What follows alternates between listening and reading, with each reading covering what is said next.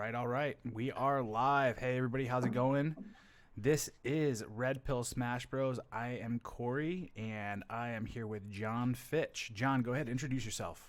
How's it going, guys? John Fitch here, MMA fighter, world champion, red-pilled American. Here to help you wade through the bullshit and put some balls back in the US of A. Hell yeah.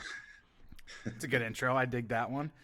All right. So, hey, everybody, I'm Corey Capella. I'm a former United States Marine, combat veteran, and former CrossFit gym owner, big-time CrossFit competitor. I've been kind of all over the place for quite some time, but the crazy part about that and where I come from with all of it is I have such an extensive background in just being able to observe life all over the world.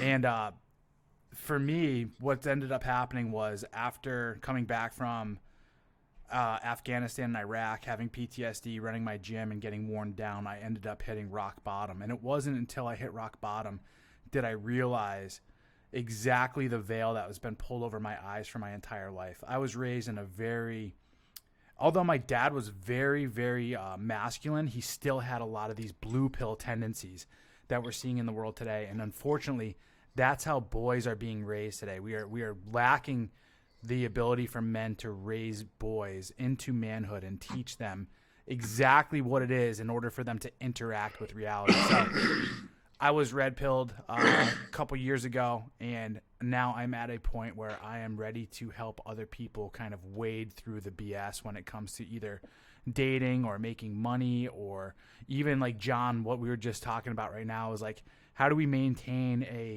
a social image in the world today and still get ahead, So that's something that we're looking to really help men out with, and that's what this show is all about. So we started Red Pill Smash Bros last week. We linked up. We saw that we are both in areas in California. I'm in San Diego. John's in San Francisco. That just really badly need masculine role models. And not just that, we decided to take it to the interwebs in order for it to spread out a little bit further. So what is Red Pill Smash Bros? Well, we're here today to start having some serious conversation about the state of our culture, mainly the state of masculinity in our culture. This is a big deal, guys. The state of masculinity, if you really break it down, masculinity and men are the reasons why societies exist, and they're the reason why societies flourish. So when there are weak men, civilizations and people's overall happiness decline. It's a state that has been proven over and over. Look at Rome, look at the Weimar Republic, look at all sorts of different areas in life in our history, and you'll see that. We're at this point today in America, and that's why we're here to talk to you today about how you can change yourself, master some of the main areas of your life, and impact society in a small way through just your individual efforts, on top of being able to pick up some chicks and smash. So that's what we're all about. That's what Red Pill Smash Bros is all about. John, I know that you've been dating quite a bit lately. Are you using any dating apps, by the way? I have used a number of dating apps. I've found the most success with, the basics like Tinder and Bumble, but there are a number of them out there that I've tried. I didn't like Plenty of Fish. I thought it was kind of like the dollar store Oh, for sure. of dating apps. I mean, Yeah. No, like seriously. It's I low. did, It's yeah, low level. It's low yeah, level. yeah. Yeah. And man, like I did a video on my YouTube channel recently about, some rules I have for the dating apps. And, if the girl doesn't have a single picture that doesn't have a filter on it, well, that she gets swiped left. What I found with Plenty of Fish is pretty much all of the all of the pictures are filtered. It's hard to find an actual real picture of a girl on that on that one if she's not a prostitute. Right. So I've deleted the Plenty of Fish. I don't use that. I haven't used that in over a year. Hell yeah. Um, What's your favorite of the two between Bumble and Tinder? I think it depends a little bit on location. Okay. Because I'm in the Bay Area. There's a lot of the powerful, strong women type out here. The girls that spent their I like 20s that. Yeah. the girls on their career in school, and now they're in their early 30s or mid to late 30s, and they're like, I'm still looking for a father of my children, and I need to get married. Those ones, That's the Bumble crowd for sure, huh? that's the Bumble crowd. That's the Bumble crowd. Because they have a big long list of what they want from the guy, right? And explaining everything, explaining why they're such a great catch, even though like most of their profile is just cut and paste from somebody else's profile. Dude, like the number of girls who have the same picture, they've been to the same like hiking trail or the same gum wall or whatever crazy shit. It's the fucking same here. It's girls going to Potato Chip Rock. Every fucking girl has a picture between the fucking angel wings. They're standing there between the painting of the angel wings. They're all in shit. There's like this ice cream fucking place where they can go in like a pool of sprinkles or some shit like that. And then you can just tell the personality of a girl from those photos. Some of them, a lot of women are doing like skydiving now, thinking like that I'm attracted to a girl that skydives for some reason. Or a girl that like tries to compete. The risk taking or the travel or the whatever. Yep. Dude, you know what you need to do? That's one of my swipe reasons is if they talk about they've been to 35 countries and counting. I'm like, I don't want to hear about those 35 countries. You went and did that for what reason? To go get some European dick, right? Yeah, and then probably most likely that's what happened. But mostly like also like I like doing stuff for the first time with people. So even in 35 countries, like I don't really want to like follow you around while you explain to all the places you've been to already. Like I'd rather I want to go there with someone new. With you. Yeah. Dude, you know what you need to do? When those girls have that long laundry list of things that they're looking for in guys, dude, start taking photos of that and putting it on Twitter, man. I gotta see that shit. It's crazy, dude. We gotta point this stuff out. Like, men don't realize that. Again, this is something that we talked about last week. Men are success objects to women. Yep. Right? And this is the downfall with, unfortunately, with these dating apps is that it's almost like shopping. Right? Women go on there like they're shopping in a fucking catalog thinking, oh, I can just order this like hot pizza and it's going to arrive just the way that I fucking want it to. And unfortunately, because of their upbringing, you know, from women within their 20s and dating, they've been able to pretty much do that. They've been able to put the bait out, which is just, you know, dress hot, be a little bit seductive or whatever. Because they're young and fertile, most of us are going to be like, oh shit, I'm on it. Let's go. Yep. But now that they're reaching their 30s, they still think that they have the same fucking dating criteria. And it's like, no, you guys, it's proof now, you know? Women at 30 years old, on average, that's when they start hitting the wall. That's when they're at their decline. And that's when they're starting to freak out, too. Because this model of feminism has taught women, hey, during your 20s, go and fuck as many dudes as possible. Go and party. Go and live it up. Travel. That's actually, travel. Go to college. You know, have numerous gangbangs and threesomes and all this other stuff. So now they're reaching their end, and the downfall is they're starting to realize that their bank account's getting empty. And they're like, oh shit, they're in panic mode. Oh, now this is who I'm looking for. And the fucking crazy part is, and this is something we're going to talk about here in a little bit when it comes to ladder theory, is that women at this stage are looking for a beta, but they're looking for a beta provider. Yeah. But they don't want to fuck that guy. They still want to fuck the alpha. Yeah. So Bumble is the prime area, like what you're talking about. Bumble is the prime area now for these women that are hitting the wall, and they're looking to maximize their hypergamy by maximize their hypergamy. Absolutely, they can find the whatever the provider, and they can find the guy on the side to hold him down and choke him. Yeah. I noticed a big difference. So I went from Tinder. I was fucking crushing it on Tinder. And then I went just directly over to Bumble after, you know, kind of being a little bit younger crowd too, I think. Oh, well, I love young chicks. I mean, who doesn't? Everybody does. Well, and then I paid for the gold thing on Tinder. Me too. Because you can hide your age. Once I hid my age, like doors opened up like floodgates. No shit. Because like I pass for like early 30s, I think, for a lot of people. They lie to themselves. I had no clue. I had no clue how old you were. I thought you were my age. But yeah, so I pass for about 10 years younger when I don't display my age on Tinder. Right. Yeah, Tinder's awesome. But the problem is with Tinder is that, and this is where I want to go with a few things. Most men are so accustomed to having to go and prove their worth to a woman first. And that's what's wrong with Tinder is like 50% of the time or more, you still have to send something out even after you match and be the one that breaks the ice and say, hey, blah, blah, blah, blah, blah, and try to, lure them in. Go ahead. One of my tricks is the opener is something that tries to get them to qualify themselves to me. Oh, for sure. Yeah, so, but if you so this is good because are you fun? I need fun in my life. Tell me you're fun. But for the basic fucking dude who's going on there to get pussy and has no clue how to play those things, right? Because you and I are a bit older. We're also red-pilled. Well, hello, madam. Yeah, exactly. How are you doing this evening? Oh my God, you're so cute. What are you up to? Right? Because the first thing that they're gonna want to do is they're gonna want to fucking get her to come over, or hang out. Right? So they're going to do everything they can in order to, like, milady her. And that's what she's used to. Every fucking other swinging dick out there is doing. Yeah, exactly, bro. So they're going to say something stupid. They're going to compliment her. They think that that's going to fucking get it. Right? And then most of the time, women aren't going to. Yeah, you are the best looking girl on fucking Tinder. Or you're the whatever. What are you up to? Right? Fucking basic questions.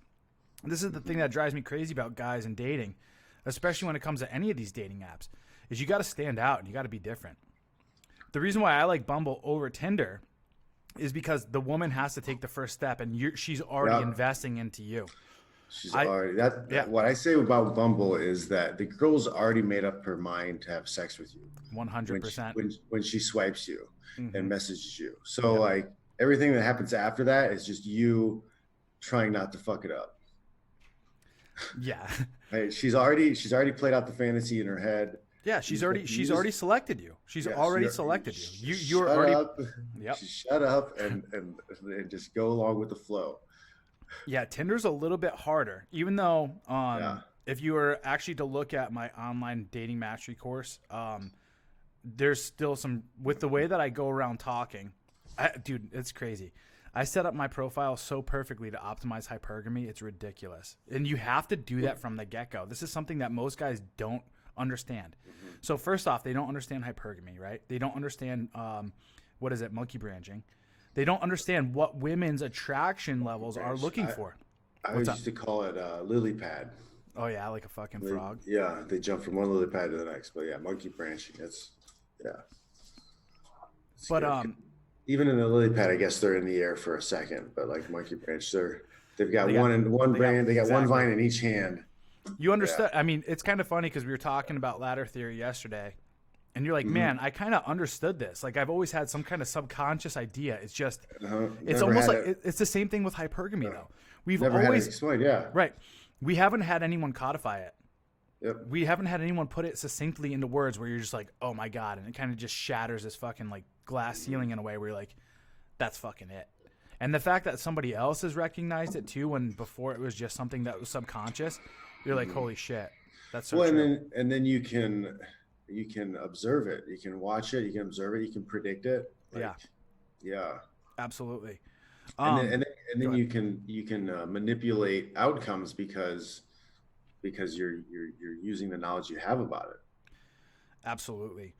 So when it comes to optimizing hypergamy on these things, you hit the nail on the head a little bit earlier when you were talking about these girls, and they give you what they want in their profiles. They give it to you, right? I want to travel. Every fucking basic bitch wants to marry a fucking rich dude, and they want him to pay for them to go on these luxurious trips. That's what these girls are mostly trying to do, right?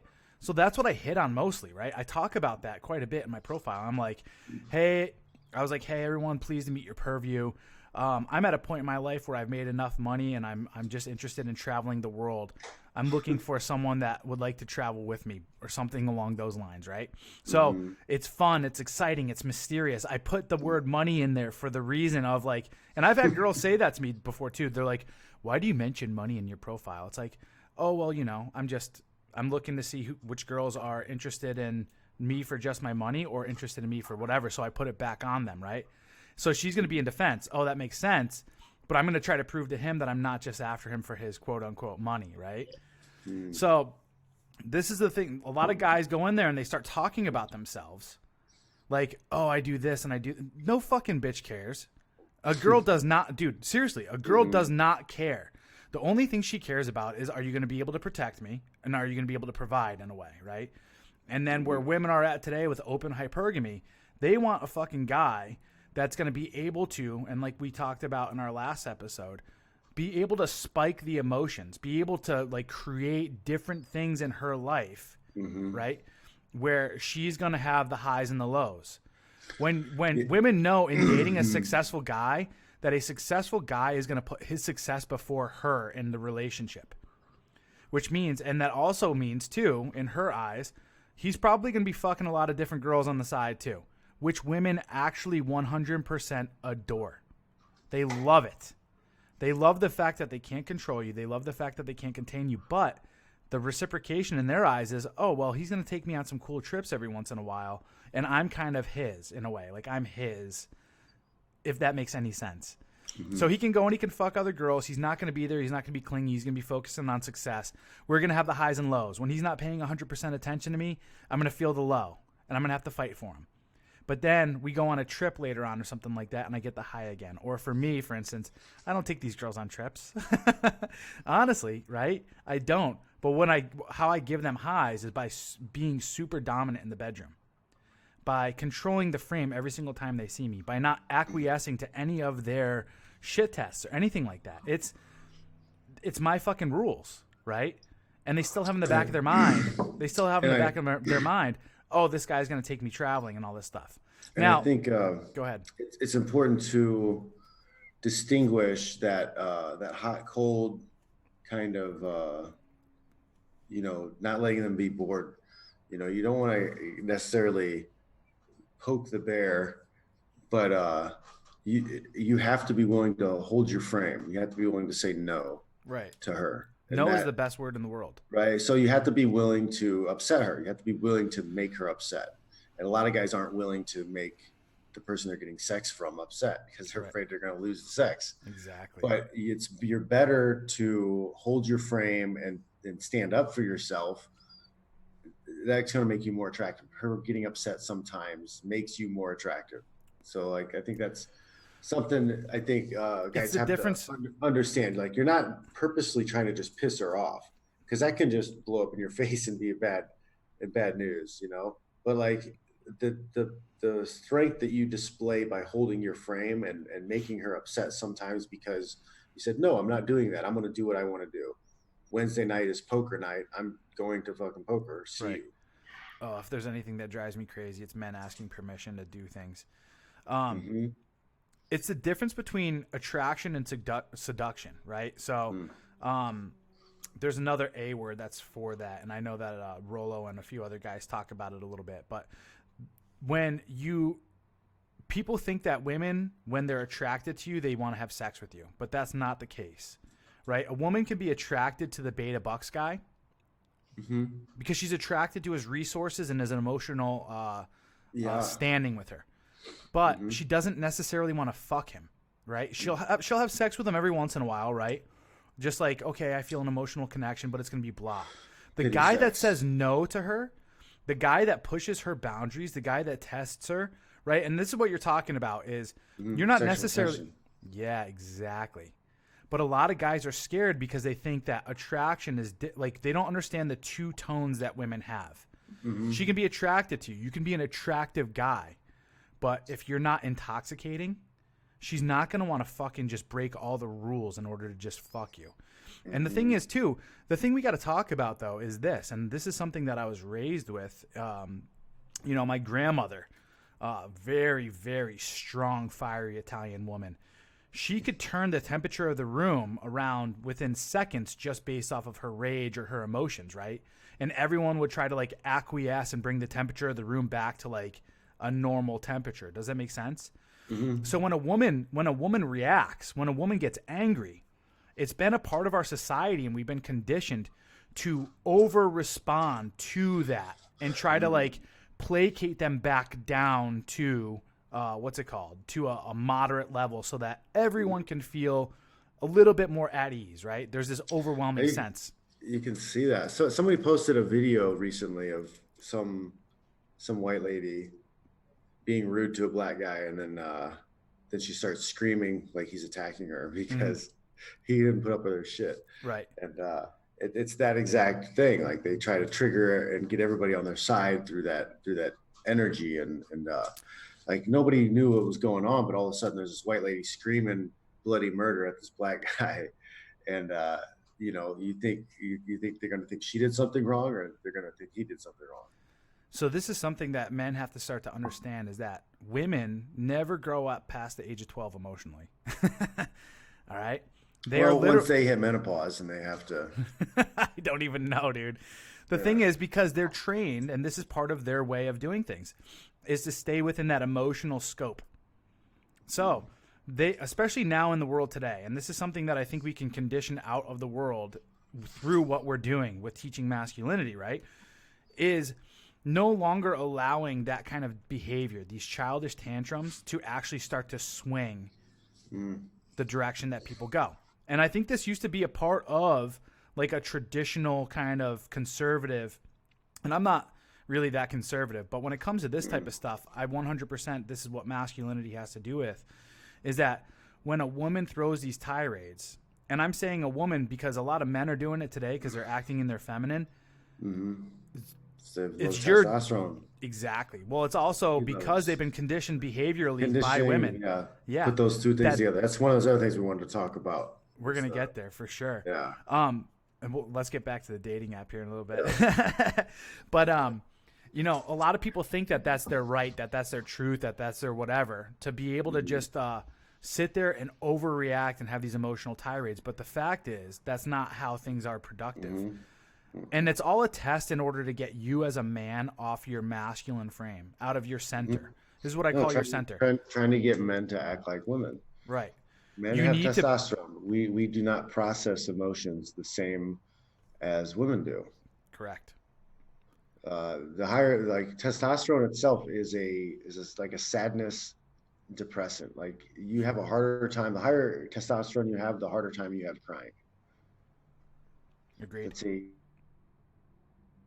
That's a measurable, repeatable thing. So for women to shriek about men not being emotional and crying when something happens, it's insanity. So what you're saying there then is this: we as a species have evolved to have high levels of testosterone in one certain part or in a certain gender, because when shit would hit the fan, exactly. So survival. Somebody had to step up, and somebody had to battle the saber tooth. Somebody had to battle the invading. You couldn't sit there and cry and bitch about the fucking kids and the protection of it. Someone had to sit there and be stoic. That's the best word. You had to be center, and you had to be a rock. And you had to say, all right, well, guess what we need to do? We need to solve this problem. We need to go do it. I'm going to fucking go sacrifice my body, potentially, to fucking defend for the rest of our genetics to fucking prosper. Yep. And that's the thing that women do not understand, because they don't have testosterone. Well, they have a little bit. But they don't understand it from our perspective. And that's why women can't teach masculinity, because they come from a world that they can't understand being this stoic. They can't. And that's what essentially that's what they try to do to us men now, though, today, is they try to knock us off of this stoicism. I'm going to keep using that word, but I like to look at it as being centered. This is why I meditate daily. It's because I meditate daily because that's how I find my center, and it's how I'm able to not allow the rest of the shit around me to knock me off of my course or off my path. Yeah. There's been a concerted effort to make stoicism a negative thing. I have no idea why. I've heard of a few people talk about stoicism as being a mentality for being average or something like that. I have no idea where they get this from. It's like, for me, it's taking a step back, being in third person, being able to watch things happen, being separated from your emotions so you can process and handle shit. And then you're able to step back into your emotions later and deal with that shit. Like you're on the battlefield, you don't want to be crying because your buddy got shot. You want to put it where that needs to go and deal with the situation so you can go home. For sure. And you can process it's the loss of the friend. Yeah, you can process the loss of the friend on the way home. Yeah. And that's an extreme example, but I think we need It's good. that You're on absolutely right. some level here. Well, the thing is, I can resonate with that because that's exactly what happened with me. I I don't know if you saw that Twitter post, but in my old background, I used to have an award up on my wall from when I was in the military. But I watched my best friend get blown up right in front of me in Afghanistan, and then right after that, literally like as we were casevacing him out, we got ambushed, L-shaped ambush by 4 machine gun positions out in the open. Jesus Christ. It was fucking crazy. But I remember sitting there, and even during the rest of the fucking deployment, dude, I had to compartmentalize my survivor's guilt and my grief of losing my friend and all this other stuff because I had a mission to do. I subconsciously knew, all right, hey, let's subdue and let's tamp down these emotions, right? Your reaction to this stuff until the job is done. And then when we do that, we can go through a process after leaving here, after we survive, because that's number one. You know, me taking care of my boys. Exactly. Then after that, I can go and do that. And that's what, that's where my journey's led me up to this point. Now, one point that I love that you just brought up was, the left. And I fuck it. Let's go after it. Because I don't, this is the problem with what's going on right now. If you are even closely or remotely in the center, because that's where I like to hold myself to be. Like I said, I'm a centered person. The left. I don't like to identify with any group. I don't want to get pulled into a group. I'm an independent. I like the truth. You want to know what I like the truth and evidence. Yeah. You want to know what my political party is? It's Corey Capella. That's what my political party is. I have my own flag, and that's what I believe, and all that other stuff. Right now, what's best for me and my family? For sure. I mean, that's your sovereignty. That's your consciousness. But the left right now is exactly like what you're saying. They are trying to associate being stoic with alt-right tendencies. I saw this the other day. I saw a lot of these like communist people or whatever online. They're saying if this person is stoic or promotes stoicism, they're alt-right. Yeah. Isn't that fucking nuts? They're using stoicism.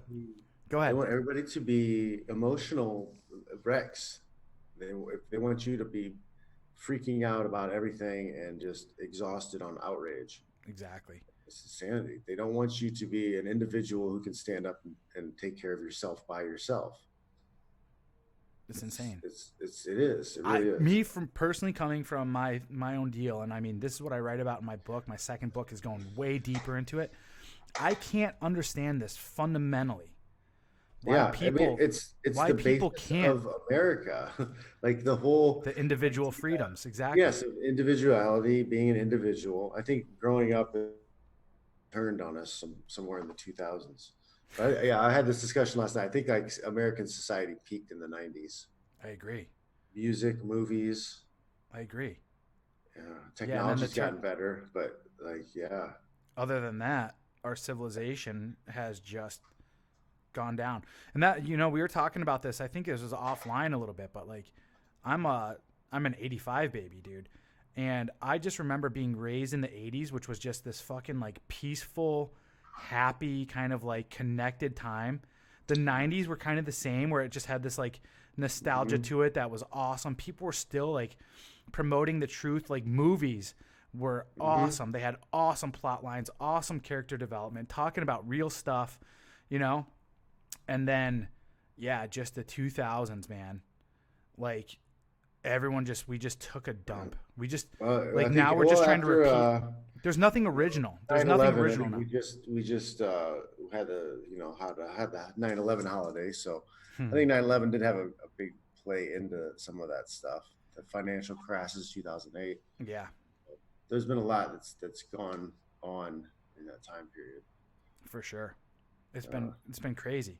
But the fact of the matter is right now, getting back and tying this all back into online dating, I fucking love it. I love going off on tangents.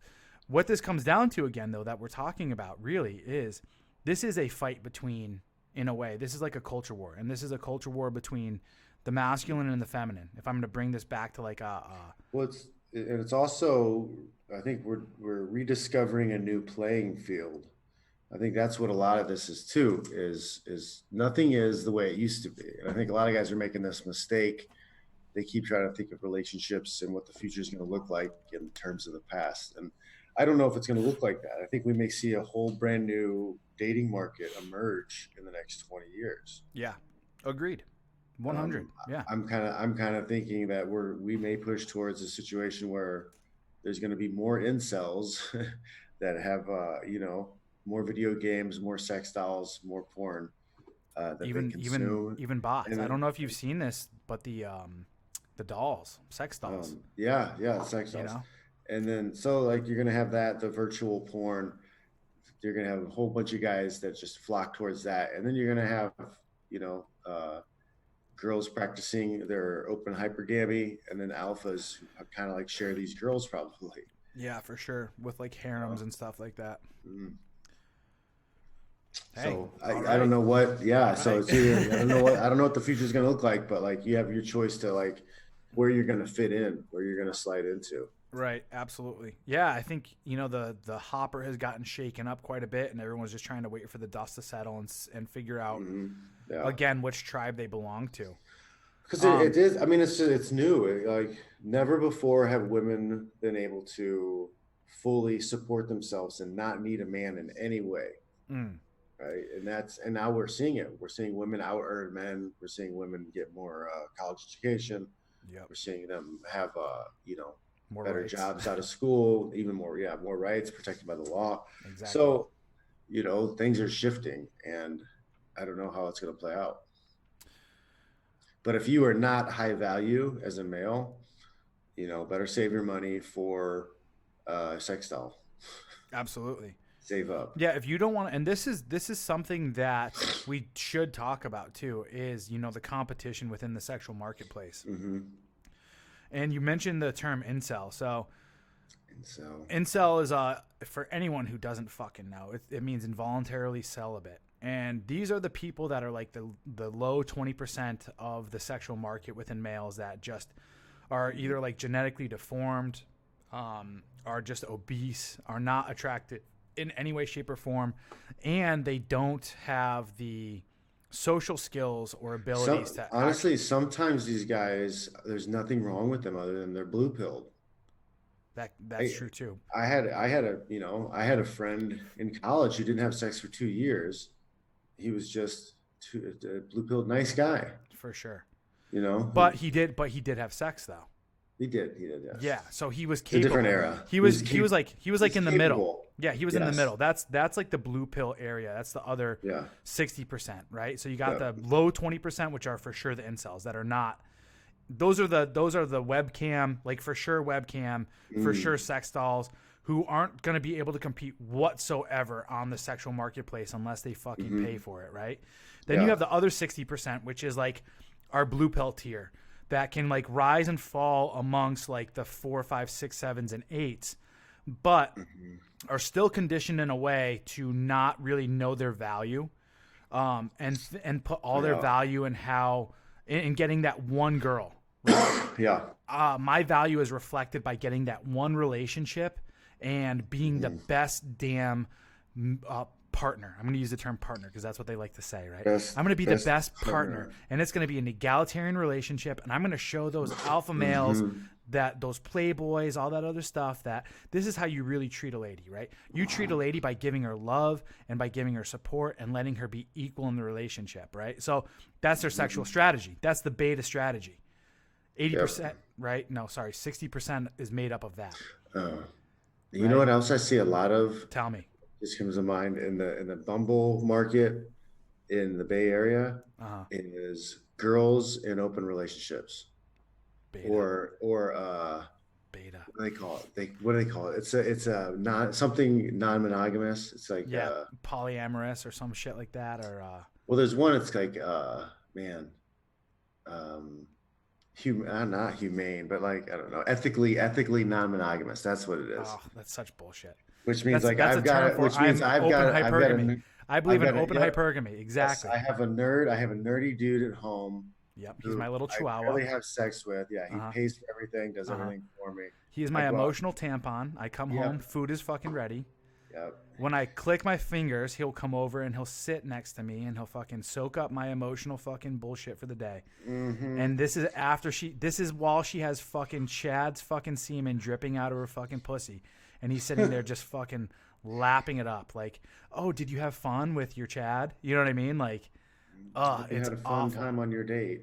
This is, and you know, coming from the disposition that I'm at in life, I know my value as an individual and as a man, and I could not ever allow something like that to ever happen. No, Couldn't. It's just not the way I am. Yeah, Yeah. I don't have time for it. Absolutely. If that's your thing, you can go do that over there with somebody else. Right. I don't have time for it. Yeah. I mean, don't get me wrong. And we're sitting here, we're talking about fucking Bumble and Tinder.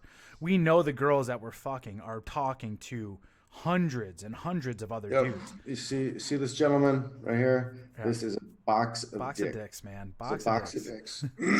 Box of dicks. I was talking to this young gentleman the other day. He's a 15-year-old kid, and he was talking about some issues with a girl he dated or something. And I broke it down to him. I was like, in this day and age, like, this is a box of dicks. Like, I guarantee she's talking to 10 or 15 guys at all times. Like, his eyes just got real big. And then, like, I was like, how many girls do you talk to in your DMs and stuff regularly? And, like, his eyes got real big. I was like, you think she's any different? Right. He's and like, it blew his fucking mind. Like, I turned his world upside down. When girls, and because this is the thing. So after, you know, I take them on dates and I fuck them the way I fuck them. I try to keep, especially if it's not weird and if it's good sex and we have good chemistry in a way, you know, I'll keep them around and keep it going. And then I'm going to start to vet them and I'm going to start to bring them into my frame as far as how I like to have my relationship structured. And soon enough, you know, after 3-4 times, right, the girl's invested and she starts to bring up like conversations like, hey, where's this going? This is what you want. This is the level you guys want to get at as gentlemen, right? You want to get to the point where she is bringing up commitment to you. Mm-hmm. If you're the first one to do it, you're a beta. I hate to say that like that. But if you're the one that's bringing it up, you are putting your value in her. You are looking to her to give you your value. But when I'm sitting here and I'm not bringing up relationships or any type of furthering of our commitment or anything like that, she's going to be the one to do it first. And that's what I want. So then the conversation is, hey, you know, what's going on here? What's going on between us? Are you going on other Bumble dates and all this other stuff? And always never respond with the truth. Always. Well, you should. I like to follow Jordan Peterson's rule, and you should tell the truth or at least don't lie. So you're right. So this is where I'm. This is where I'm going with it. This is where you need to double down on your frame. This is exactly it. You're 100% right. I was not going to say to lie. But what I'm saying is you always want to respond with something that's funny that doesn't answer it directly. Betas will respond directly.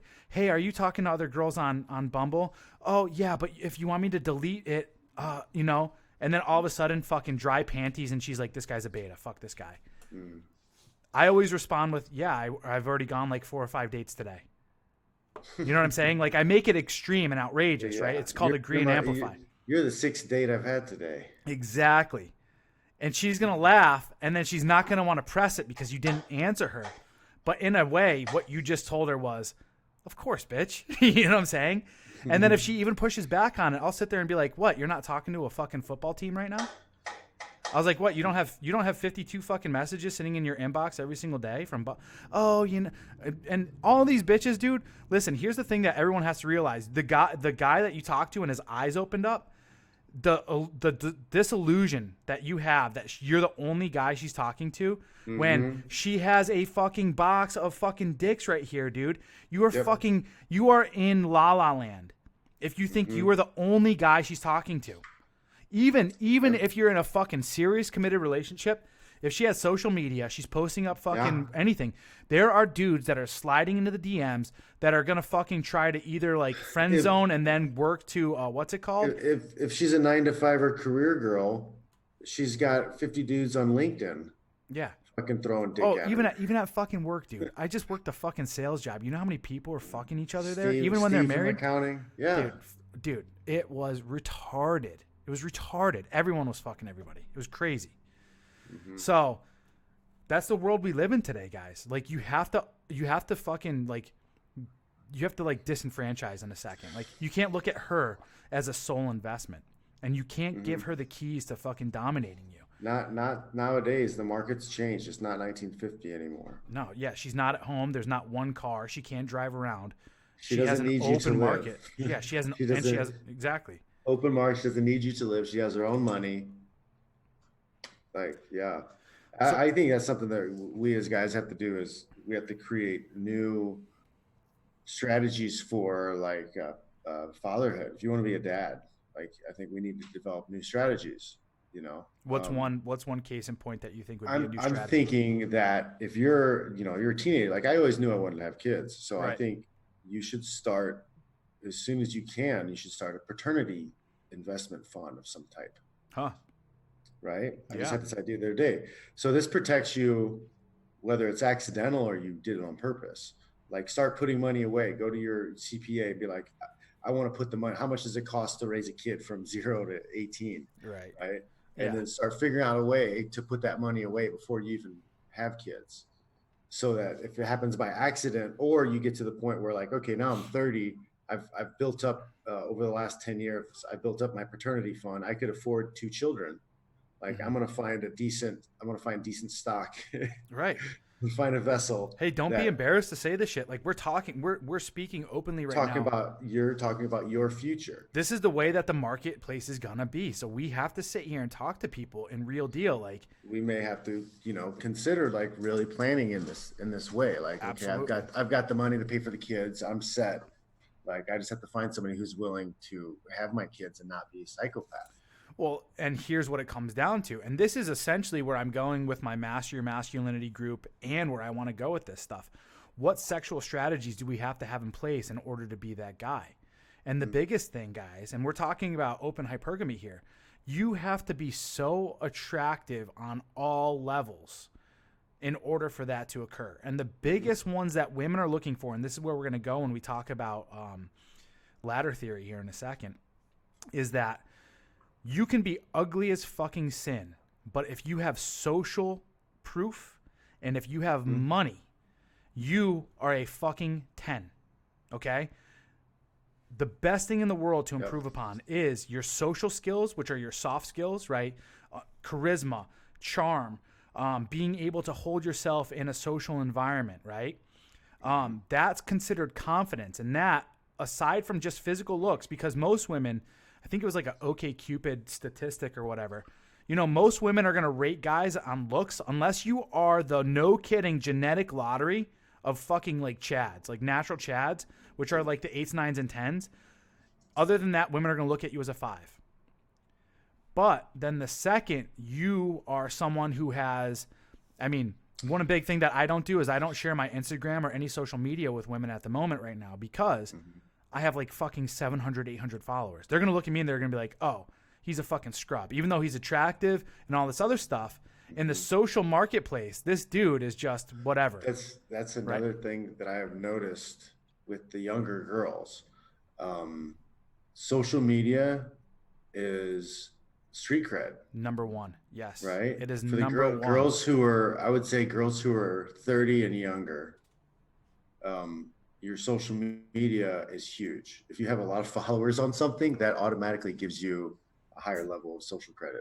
That gives you higher social score. Yeah. Yep. And that's one thing. And I'm glad we're talking about this. So, gentlemen, if you are doing online dating or anything like that, and you were talking to someone who's 25 years or younger, and you don't have social, or if you don't have a huge social media impact, just tell them you don't have social media. That's what I do.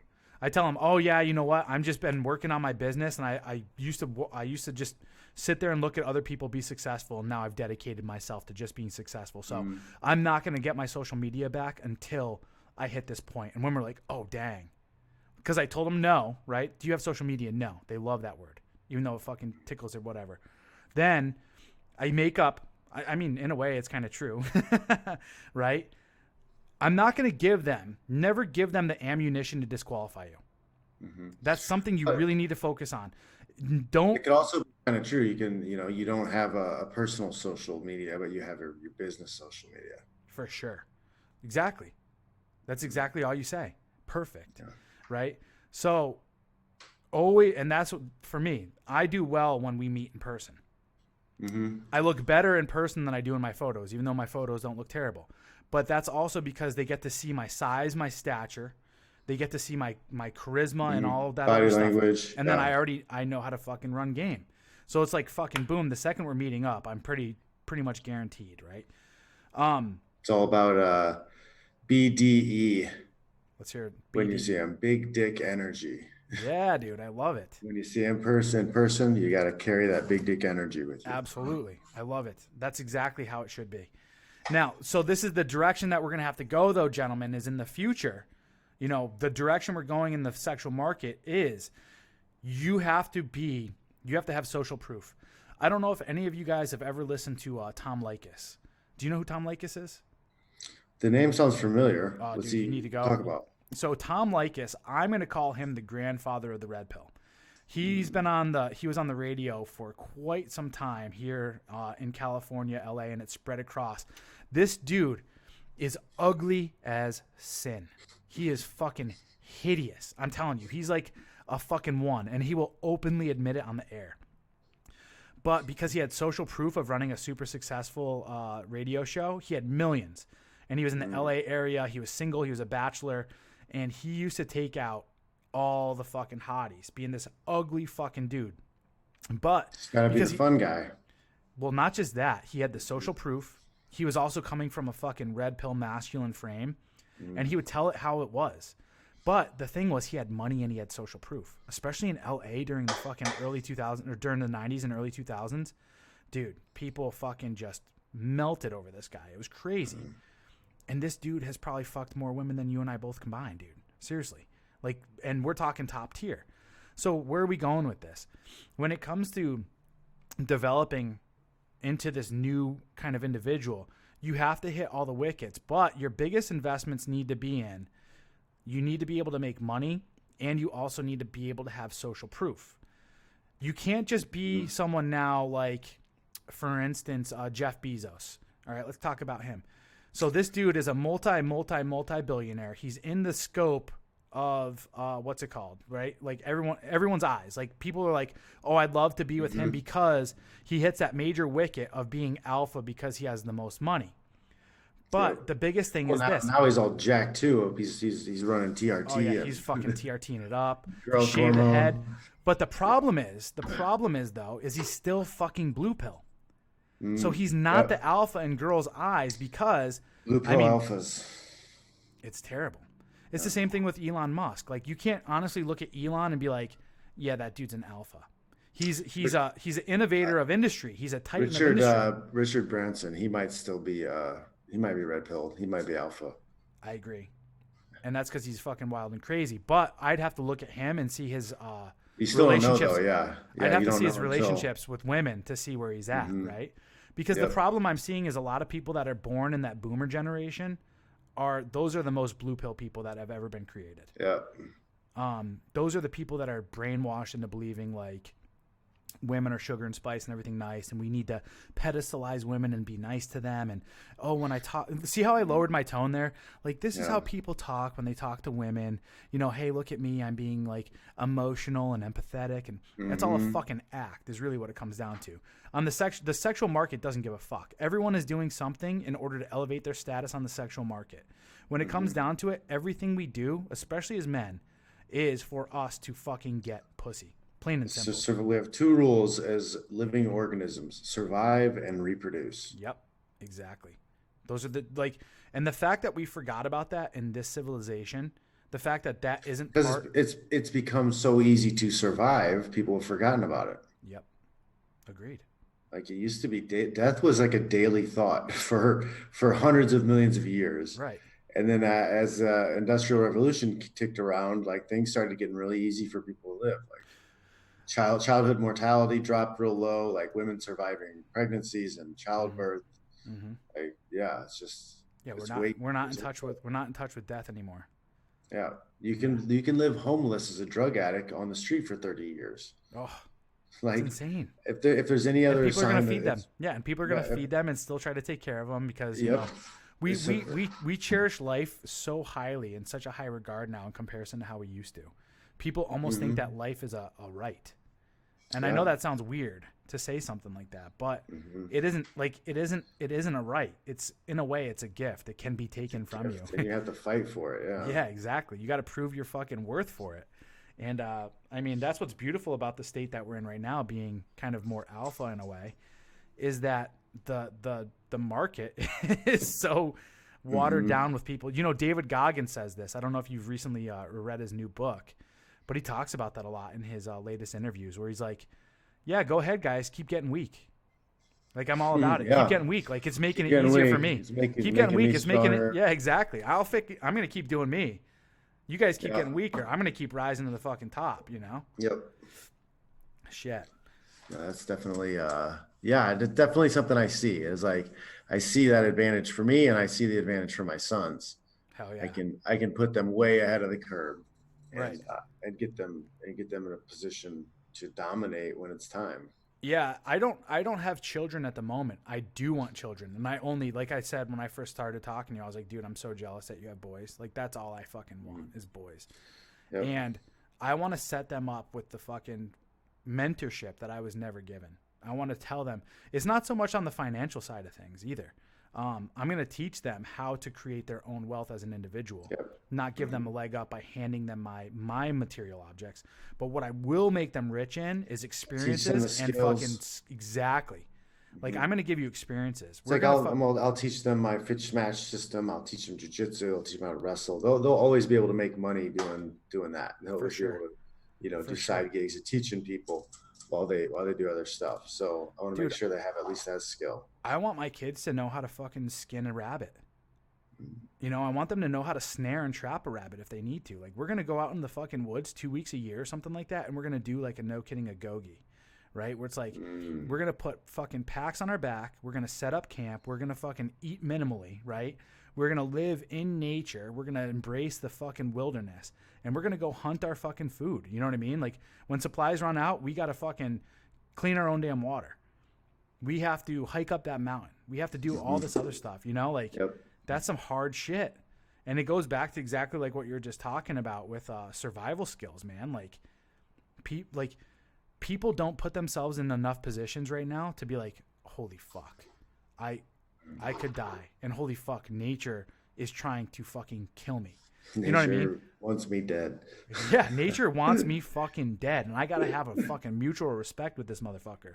You know what I'm saying? Like, people run away from death, and I think that's one of my biggest reasons why I decided to get into psychedelics, is because whenever you do psychedelics, you fucking die. Like, you fucking die, bro. It's crazy. And I had to learn how to make fucking death my friend rather than my foe, because I was running away for so long. But instead, when I realized, oh shit, you know, death is this, and that's what it is, and that's what it does. Like, all right, hey, like, all right, not today. You know what I mean? Today. Like, when I'm ready. No, I respect you. I read this, The Way of the Samurai or something like that book, and it's talked about a lot of the daily thoughts. Yeah, practices, thoughts that a samurai should go through. And one of them was like the daily thinking of death. You should, start every morning by thinking about death, because you'll get more out of the day. You'll pay more attention to things around you. You'll spend better time with your kids and your family, because if you remember, like, oh yeah, this is going to end someday. I'm going to die. Like, you end up making the most out of every minute. Oh yeah. And it's something that we run away from. Yeah. Yes. Everybody just kind of hides away from the fact that it all is going to end. And they just blind themselves with chemicals and drugs and video games and porn and all this stuff, just to kind of run away and get away from that idea that we're going to die someday soon. No. Yeah. There's one thing that I did want to bring up. We talked about a little bit earlier, and then we'll get into the ladder theory. We were talking earlier about the Stoicism, which is essentially kind of like what we're talking about as well. When you practice Stoicism, you're really getting in touch with the fact that, like, hey, there's things that are bigger than me out there. There's things that I can't control. The only thing I can really control is how I interact with this right now. And where people today are trying to, like, scare people into just being and reacting emotionally. Mm-hmm. So be scared, be traumatized, have daddy government take care of everything for you. right, and that's really essentially what we're talking about right now is exactly that. They are so fearful. If you really listen to these people, they're the ones that are like continually touting like the world is going to end. It's always like Chicken Little. The sky is falling. The sky is falling. And that's what they're really trying to do, is to get people to buy into this mindset of like staying within the emotional state. And how that ties into masculinity today is like what we're talking about is just you can't be that person. You have to make the choice to not buy into that environment, that situation. And it's with everywhere in life, like exactly like what we were just talking about with that. That is like the base foundational model of choosing to be a man today. Mm-hmm. Now, let's talk about ladder theory. Yeah, because it ties directly, I mean, amazingly into all the data. Ladder theory, it's like one of those things we said, you know, it makes complete and total sense when you read through it. It's just finally put into words. And man, just the idea that the girls have 2 ladders.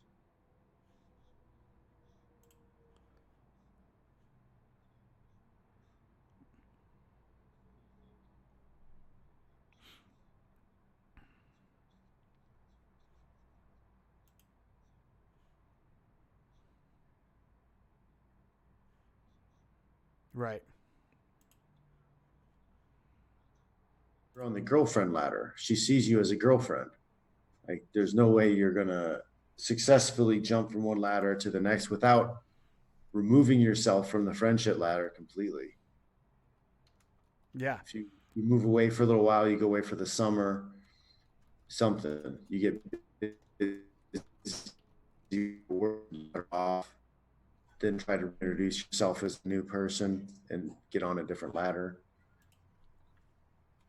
Sorry, I'm typing a little comment here. Just pulling up the ladder theory so I can show it on a different screen. Hey guys, if you guys are enjoying the content so far, please do leave a comment down below. Let us know what you resonate with. Let us know where you think that masculinity right now is having its biggest issues. Let us know what dating app you really like, what strategies that you like to use. Also, you know, obviously subscribe if you haven't already subscribed, and share with some friends if you so feel the need, because honestly, coming from my perspective, this is some pretty fucking damn good content so far. John, what do you think? I think it's pretty good. I fucking love this stuff, dude. Some good knowledge, and this is all stuff, like all the stuff that I'm talking is stuff that I wish I would have talked.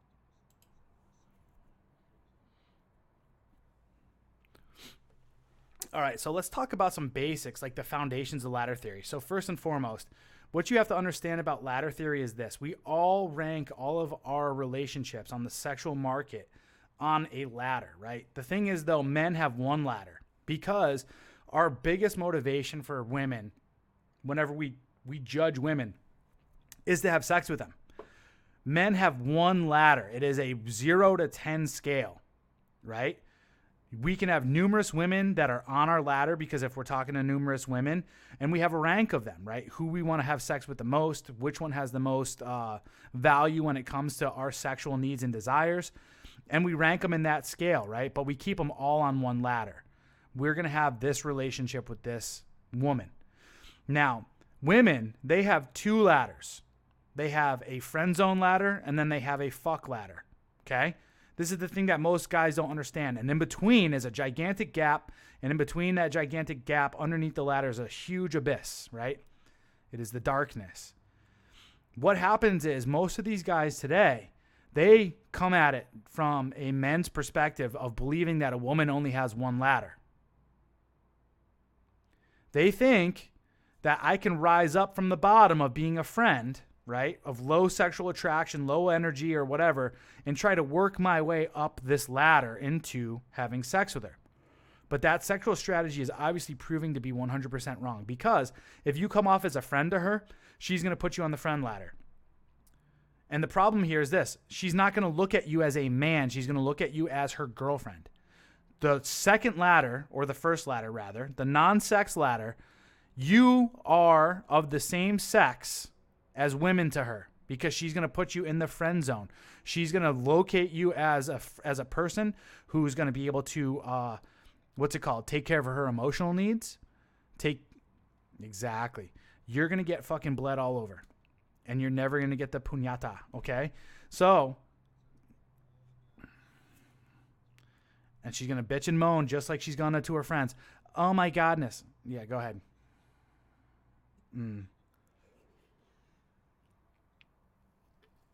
Meanwhile, she's going to complain about why fucking Steve from accounting isn't fucking committing to her after she gave it up to him within fucking 30 seconds of meeting him. Or at the fucking, happy hour afterwards. She gave it up real quick. And she's like, why is he not committing to me? He's such a dick. Why is he not responding to my text messages? All this other stuff. And if you're there, yeah, men are trash. Oh my God. That's killing me lately. That's killing me, dude. Oh God. No.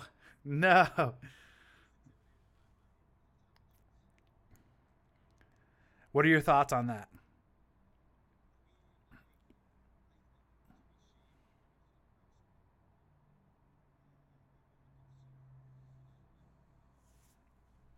Right.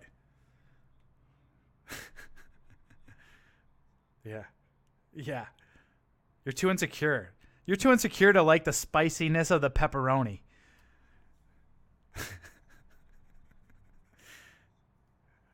It fucking gives me heartburn. That shit sucks. Yeah, exactly. I fucking hate it. Yeah. Mm-hmm.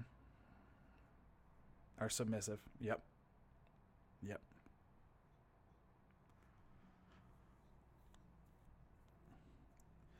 So let's relate this to our ladder then. For me, for years, my blue pill conditioning, I was raised to believe that. Oh, you need to be attracted to women that are your equal and that are going to test you and that are going to, you don't want to be in a long-term relationship with someone who's just going to acquiesce to all your things like that. That's boring.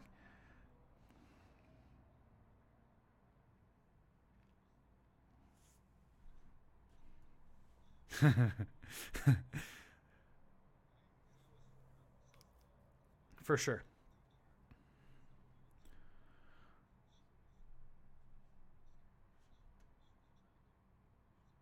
So this is where I want to go with it though, is that I had an issue with that because I've never really had good long-term relationships because I was always being pulled in two directions.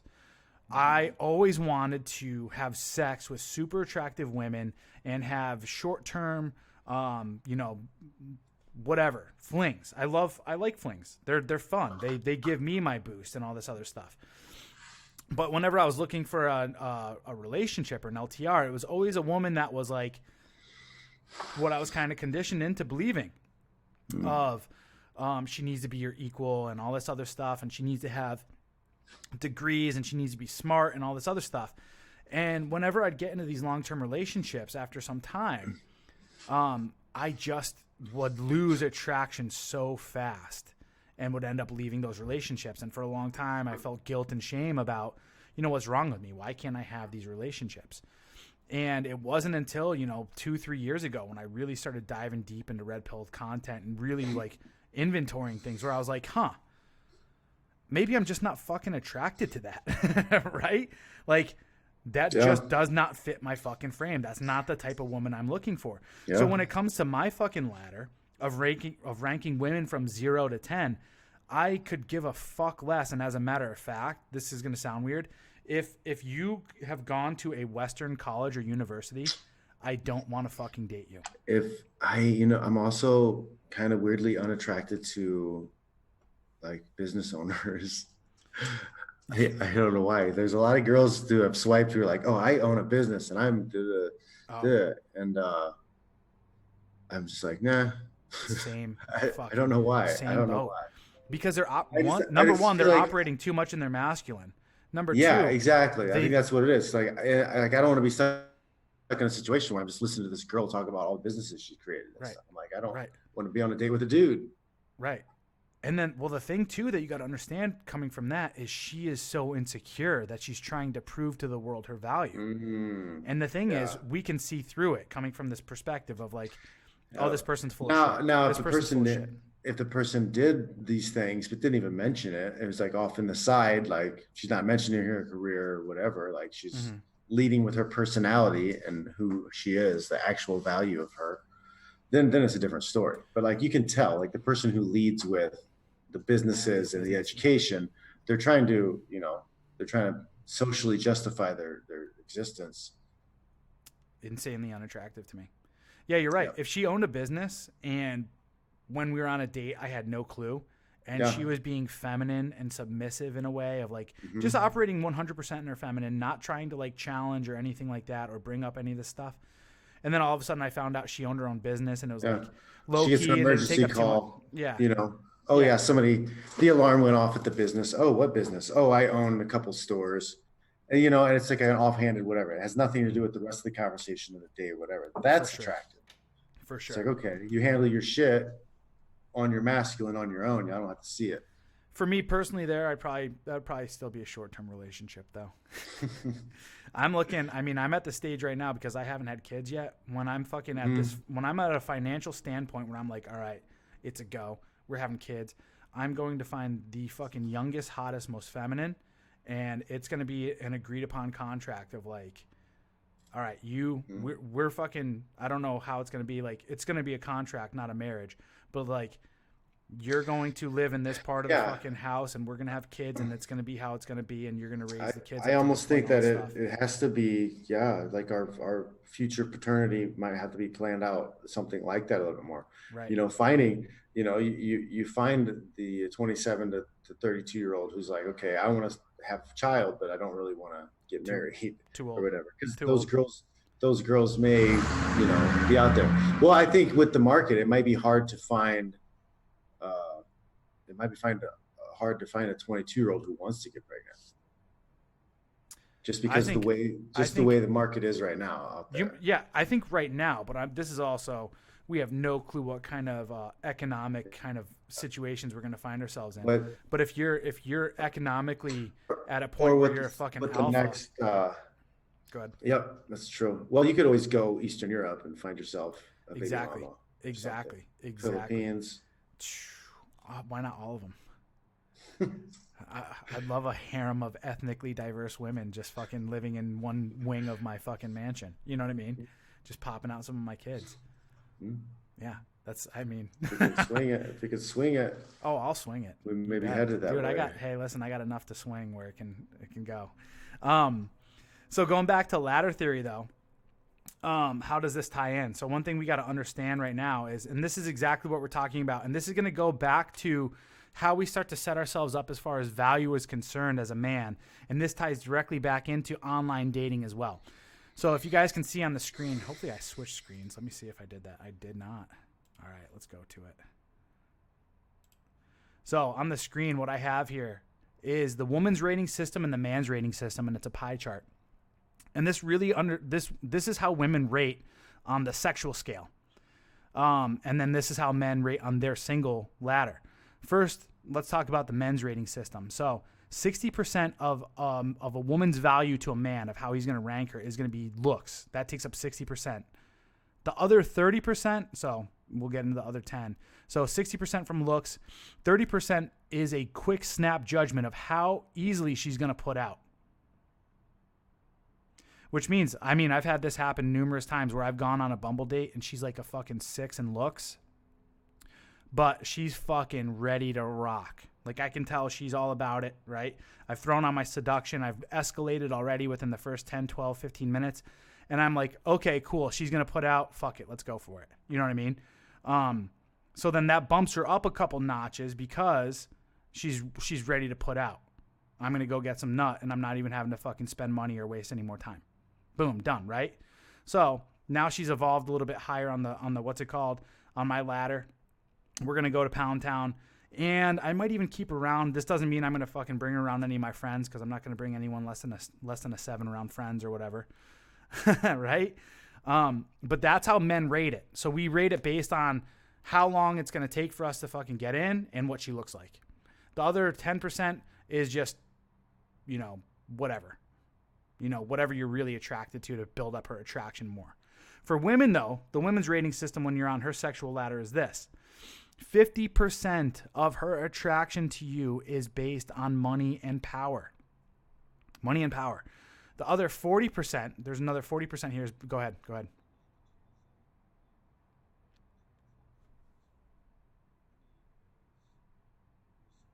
Mm-hmm.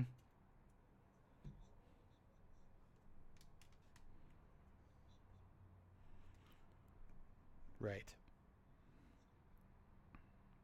For sure. Yeah. Are we going to be able to go on shopping sprees while we're in fucking France?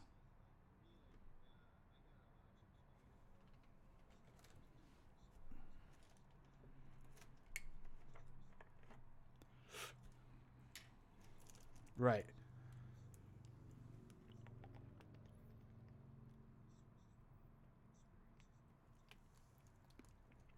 Absolutely. Well, then you also had a bit of social proofing from that too. Yeah. Go ahead. Right.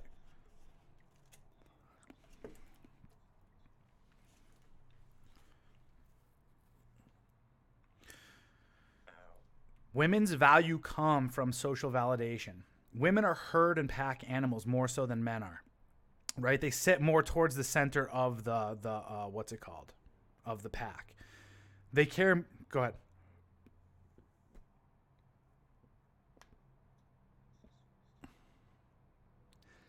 That's fucking epic. Go ahead. I like that. Yeah.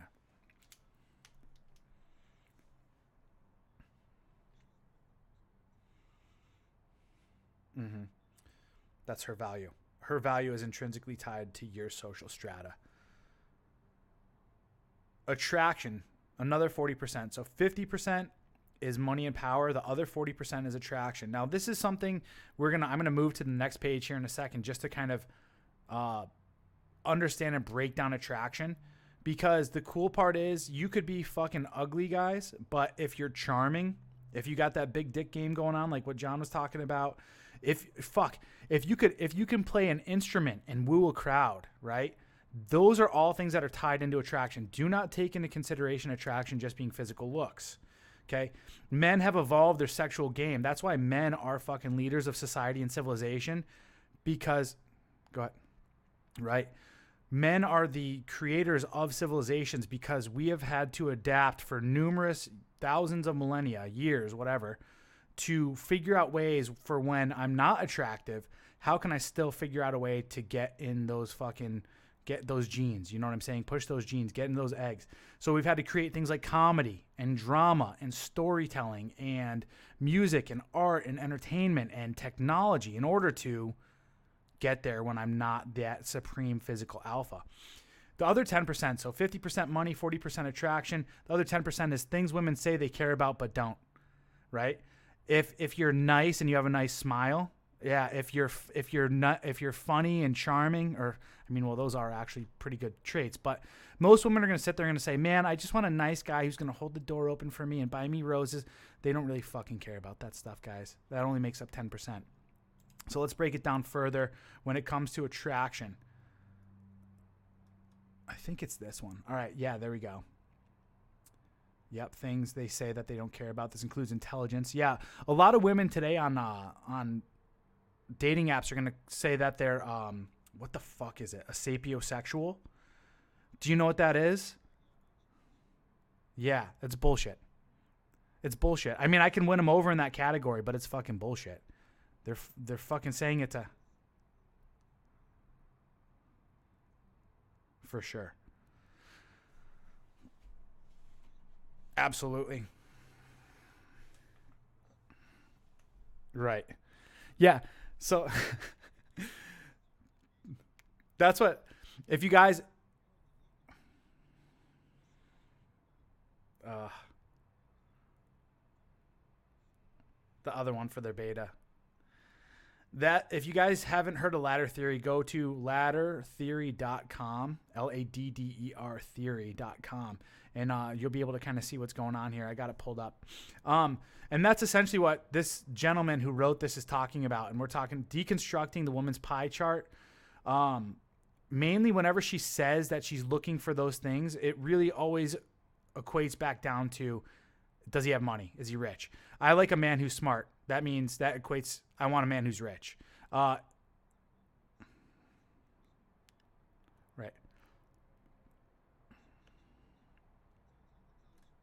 Mm-hmm. Agreed. Yeah. And this is where I need to put that kind of little, what's it called when you hedge your whatever.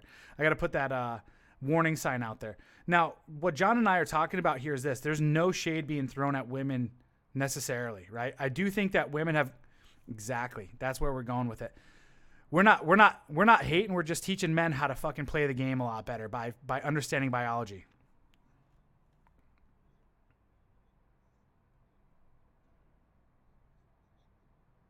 Right. Exactly.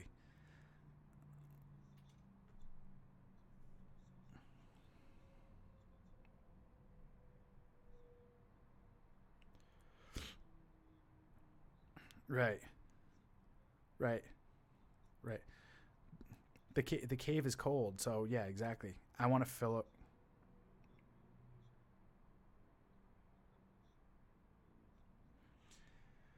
And that's what we're still doing. It's the way it's going to keep going. It's the way it's going to keep going. That's just the trend. Men want to fuck. Women want comfort, right? So in order for us to fuck, we give them comfort. And that's what civilization really is.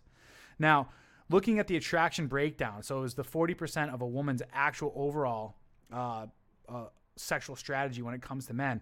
50% of that 40%, if that makes any sense. So 50% of all attraction is really physical attraction. The other 20% of that, go ahead.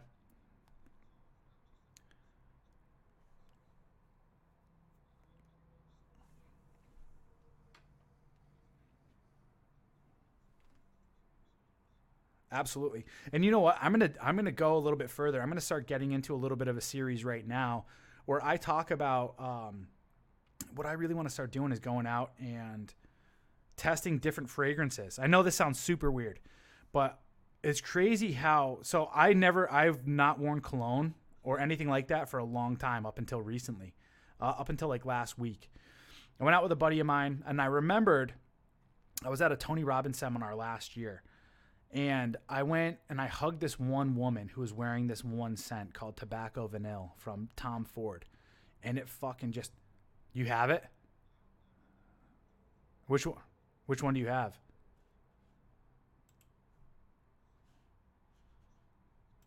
Oh, fucking epic.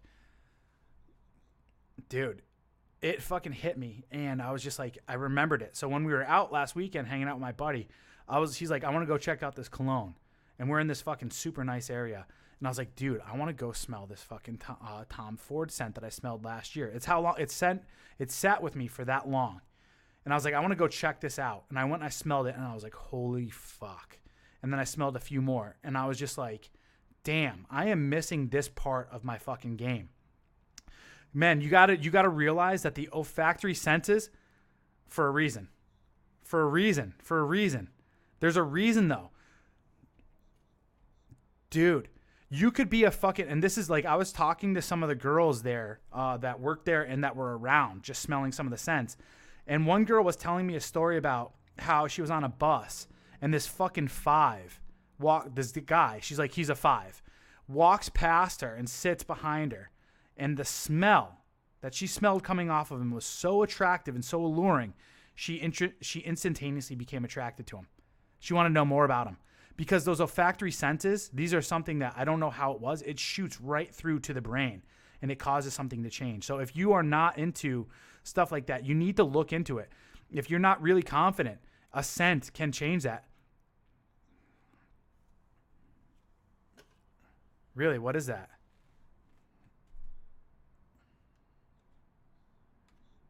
Uh-huh.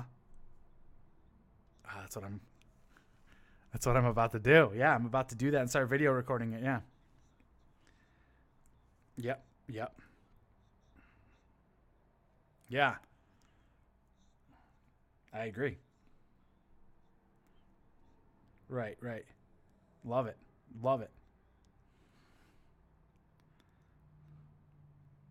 Hell yeah. And then I also want to do it in a way for guys to understand, like, hey, these are good fucking scents, and these are tested from. This is the reaction you're looking for. So I've become a complete fan of fragrance, and this is something you got to also tie in to the well-rounded picture. You got to understand this stuff. You have to understand holding yourself and your disposition, having that big dick game. You got to understand how to dress. You know what I mean? Like, and the thing is, it might sound like we're talking about some really expensive shit and you're going to need a whole bunch of money in order to do all this stuff. The goal is to get there, but you can start off now in the situation that you're in. I'm rich by no means at this point in time in life, but I've practiced a lot of this stuff to get to the point that I'm at in order to build that foundation. So when I do have money, I don't have to rely on that as my single game. And that's what's wrong. And that's what we were talking about a little bit earlier. And that's where I was going with people like Elon Musk and what's his name? Amazon dude, Jeff Bezos.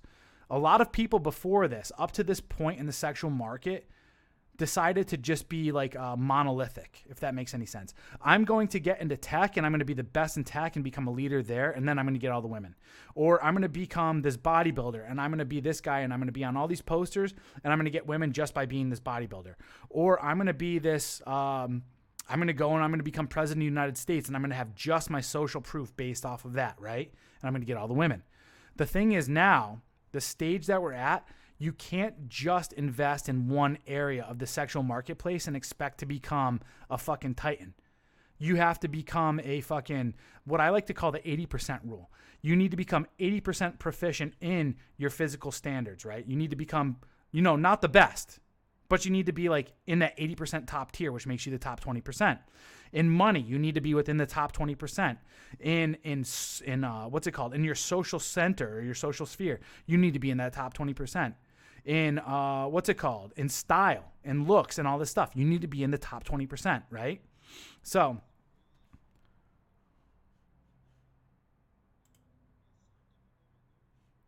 look around at the mall and look how most people are dressed. Look how most guys are dressed.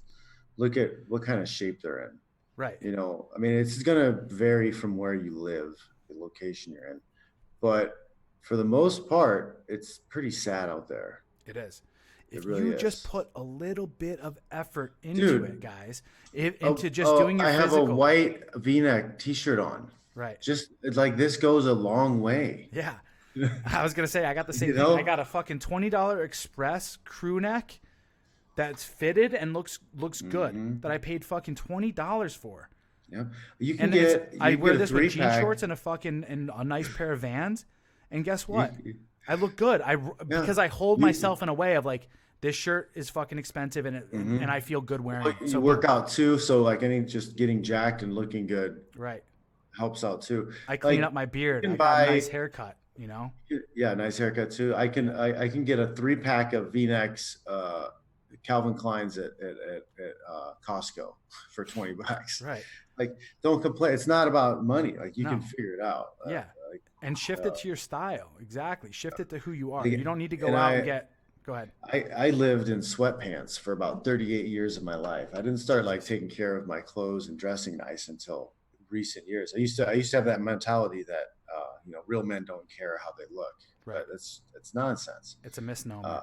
I follow that Tanner Guzzi, whatever, on Twitter. Yeah. And like he always posts that, real men don't care what they look like. And he's showing pictures of old generals and warriors and Vikings, and they're like just immaculate hair and beards and outfits.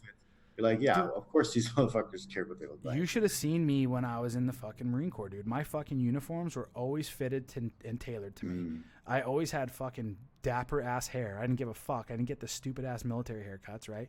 And I was looking fucking fly. And when I did that, I would walk taller, right? I'd have my shoulders pulled back more, and I had the fucking swag of a fucking people. I mean, optics matter. People do treat you different, I think. Now throw a decent fragrance in there too. Not this basic ass fucking Axe deodorant bullshit. Get something that's different than what most people are wearing and rock and roll, like that's your brand. And then you got the fucking full complete package. You got the hair, you got the style, you got the body to match that, and then you got the fragrance. That's a full fucking package. You can what is it? Ballsy is a company I just kind of partnered with. Balls. What is it? Balls.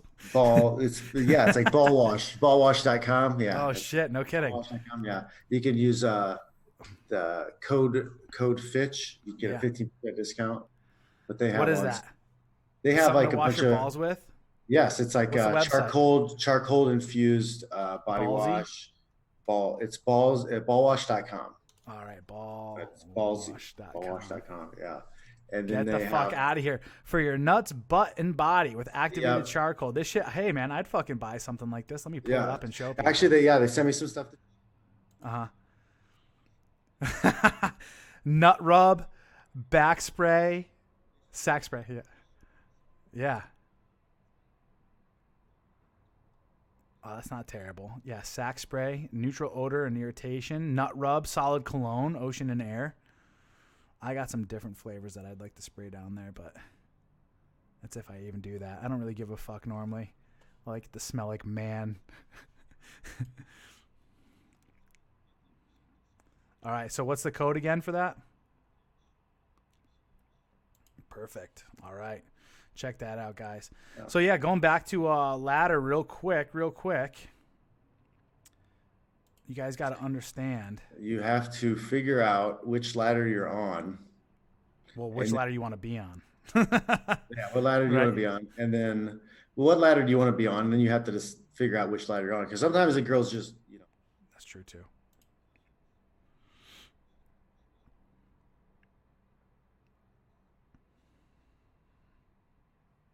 Yep.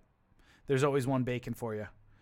Now, breaking down the attraction breakdown again of that 40%. So 50% of that is physical attraction. The other 20% is competition. Another 20% is novelty. And then the final 10% is just other. So competition. I almost titled this section disinterest. These two are closely related.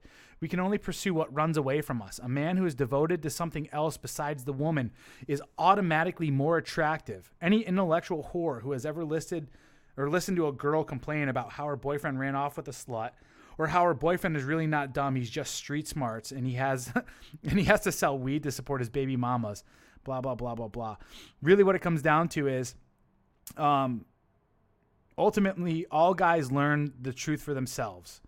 The best way to never score with a woman is to show too much interest in her. Women seem to especially like it if you're more devoted to your bad music, biker gang, forearm tattoo, or marijuana. These all seem to work wonders. These are some of the interests you can show in a woman that will help you to fuck her. A healthy interest in destroying her self-esteem and in fucking her friends more than her seem to work wonders. Note, the following topics of disinterest have been field tested and shown conclusively not to work. Eunuchs, literature, poetry, international politics. I don't know why you had sodomy down there, because that actually works out pretty well. Go ahead.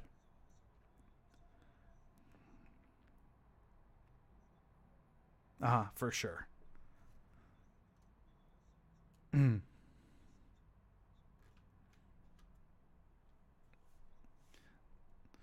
Well, absolutely, yeah. There's some tongue in cheek there. There's some things that are obviously inflammatory to get a good reaction. But what do you think of competition when it comes to that? When it comes to actual.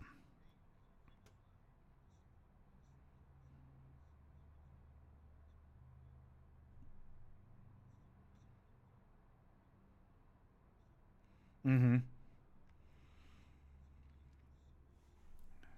So what you're talking about there is this thing that naturally occurs within women, and it's called pre-selection.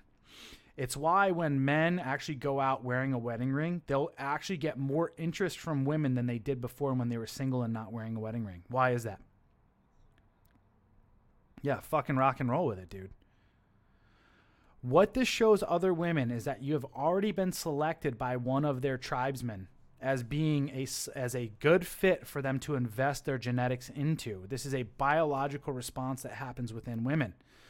So when you go out with other women, especially attractive women, other women are naturally inclined to want to get closer to you. And they're going to want to compete against the other girls. This is the thing. Right. Mm-hmm. Mm-hmm. And also what it comes down to as well is women love to compete. They love to compete against each other, though. That's the thing. Most guys don't realize how competitive women are, but they're fucking like cats, bro. They are gnarly, but they're never going to let you really know that. So in order to really get women attracted to you, you have to get them competing against themselves as well. Now, another thing he talks about is novelty. Let's break that down. Let's face it. If you're like every other guy who works a normal job and tries to live a good life, you're probably just about every other guy. Chicks don't dig this. And why would they? Who wants someone who is just like everyone else? Something different is more attractive, like someone who does not have to work during the day like most people because they have lots of money from business or selling drugs, or like someone who has stabbed a man and went to prison for it, which is kind of true, believe it or not. I don't know if you've, yeah, I mean, you're right.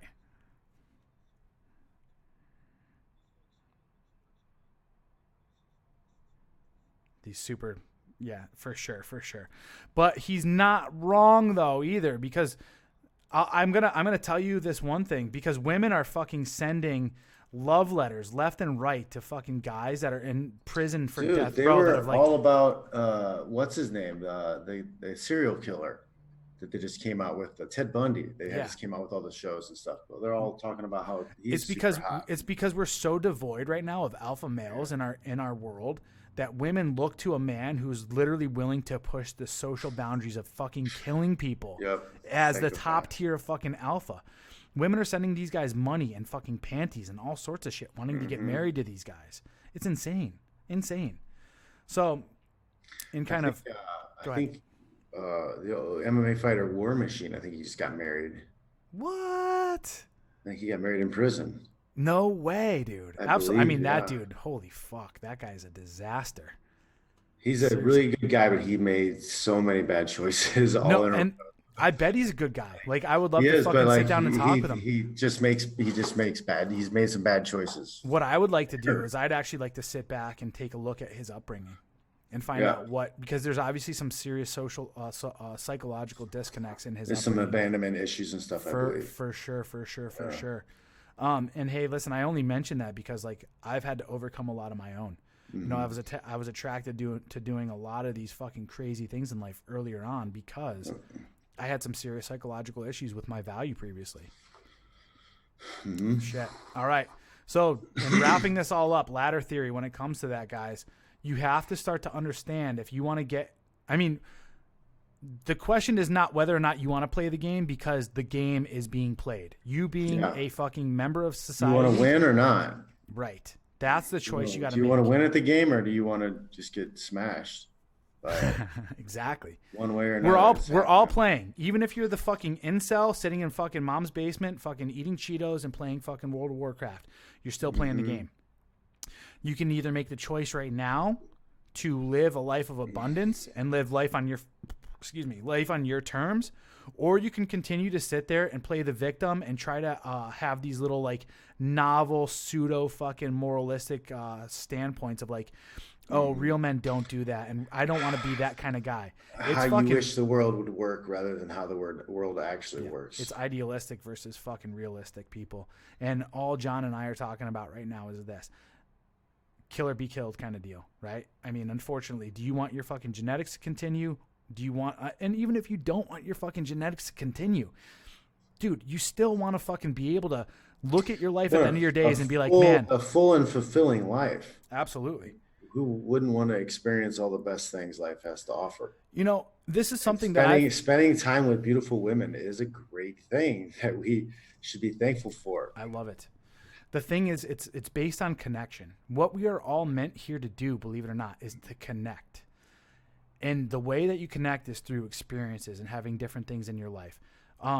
You know, a lot of people might sit there and judge me and say, oh, Corey, you know, he's just talking about banging bitches and not really having long-term relationships off of these fucking social dating apps or whatever. Dude, I guarantee you 95% of those women will tell you stories and be like, I had a phenomenal time with that guy. We had a great connection. Things were fucking awesome. It's a shame that things didn't work out, but it's okay. At least we experienced it. And I learned some stuff from him and he learned some stuff from me. And we had some fun. 95% of women will say that. And I look at it too like that. Like, I didn't use you. We both use each other in order to have like a win-win. You're that's the whole, tell the truth or at least don't lie. Like, right. You have a clean conscience. You both have expressed yourself as adults, said exactly what you want, what your intentions are. And we had connection. That's all we are looking for as a human being. And you may find somebody you connect with at a point where you're like, okay, well, maybe I will invest. Yeah, maybe I could do this longer term. but make 100. sure the frame isn't broken. Don't break your frame to do it. Absolutely. That's I think where we get into trouble. For sure, for sure. All right, everybody. Hey, again, if you like what you're hearing today, please do hit that like button and also smash the subscribe button as well. At this point in time, I would like to also reintroduce to you Modern Life Dating Body Language Mastery course. Please do take a look at modernlifedating.com/body language. If you get the chance, the link will be in the description below.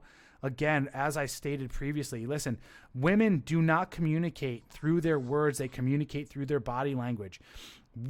We just talked about this all day long, what women's real motives are. You can't listen to their words. But the thing that women don't understand is that they communicate most of their communication, about 90% of it, through their body language. And if you are not aware of that language, you are going to be speaking Greek when she's speaking English. Okay, you're not going to be good with this. You need to learn to be a poker player. And the thing is, with John's dating course, body language mastery course, you are going to become the fucking poker player. You're going to be able to actually, no kidding, read the signs and be able to understand what is going on in your interactions with women. Now, the reason why I'm talking about this so much too is, John only runs this course once a quarter, and the attendance is pretty limited. So you need to get over there as soon as possible and look at this course and sign into it, because these are the keys to the castle. I highly recommend you start off with the body language course before getting into anything else. Why? Because if you don't understand the language before going out on dates with women, you're not going to get to the end goal of what you're looking for, of having her be in your frame. Now, John and I, John Fitch, we talked about today online dating. I have my own personal online dating mastery course. If you'd like to look into something like that, I walk you through first the mindset of how to actually get going with dating and dating online. Then I teach you guys how to set up your profiles and what platforms you should probably be using first and foremost. John talked about a little bit earlier, staying away from plenty of fish. I teach you which ones to go to towards what your goals are looking toward, and how to actually flourish in those environments. How to set up, what pictures to post up, what you actually need to write in your bios. Then I talk about actually how to have the communication with women, and how to set up your, no kidding, talking points. From there, how to start texting and how to get and escalate to a date. And then from there, moving on to the date and how to get to the close.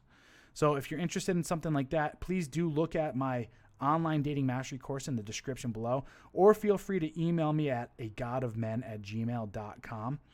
Gentlemen, if you are also in the happening or the know-how or the want or desire, and you're liking what we're talking about here, John and I both have a Patreon that you could go to. John will pimp his Patreon here in a second. Mine will be in the link below as well. Or you can go to paypal.me and just donate a little bit of money so that we can continue to work on something like this and make a little bit of extra dollars to keep our life going, so that we can give more back to you. So anytime you want to actually help out, please check out the description below and click on the links. John, what do you got? Actually, Monday morning, I'll be speaking with Modern Life John. Perfect. So we're gonna do a little thing early. I'll be there. I think he's in Tokyo, right? Yep. So it's gonna be early morning, like 6 a.m. for me. But yeah, I have a Patreon that is mostly a lot of technique video and some blogs and some other stuff, diet, nutrition, weightlifting, things on that. I'm working on expanding it some more. I do small group lessons here in San Jose in the Bay Area, but I'm also available for seminars. So people can reach out, book me for those seminars, teaching Fitch Smash. I'll take you from zero to fight ready faster than any other discipline out there. I have blogs and stuff on johnfitch.net. I have my YouTube, official Jon Fitch. You can check that out. Instagram, Jon Fitch Smash. Yeah, I'm still building in this realm, I guess. So yeah, I'll have more stuff coming as we move along. Perfect. Absolutely. Now, again, if you guys are in the position right now where you have no self-identity and you really don't know your value, one of the best things that I could ever offer anybody is my book, Live Your Best Life in 30 Days. You can find that on Amazon. Obviously, just look up Live Your Best Life in 30 Days on Amazon.com, or you can click the link below. Jon also has his own book out currently. Jon, go ahead and tell me a little bit about your book. Yeah, I've been keeping journals for a long time, and I decided to share some of those journals in the early days of fighting. It should be a series of books. I've got the first one up, Failing Upward Death by Ego. Book 1 is out now on Amazon.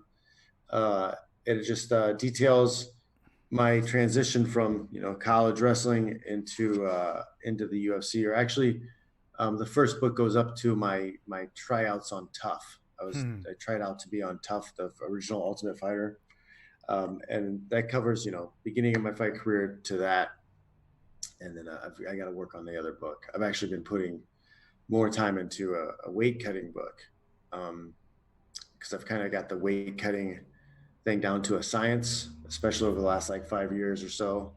So I'm going to just put out a cheap book for people to read exactly what I do for over the 10-week period or so that I lose the weight in preparation to a fight, and I get down. It's like I dropped from about 200 pounds to I weigh in at 170 or 171, depending on the night of the fight. Hell yeah. And then a lot of people just have no idea how to cut weight. So I'm just going to put out a book just showing and detailing how I do it, and then people can try to mimic it if they want to. Epic. That's awesome. So yeah, if you guys are interested in anything like that, please do check out our Amazon accounts as well. Check out our books. Other than that, I believe we're going to be back on Wednesday. I will not be able to do next Saturday. We'll talk about that offline, but we'll be able to do Wednesday again. So if you guys are really liking this content, please do share, please do subscribe, and also please do donate and help us out. With that said, it has been my pleasure to serve you, gentlemen. This is absolutely phenomenal. Jon and I are out.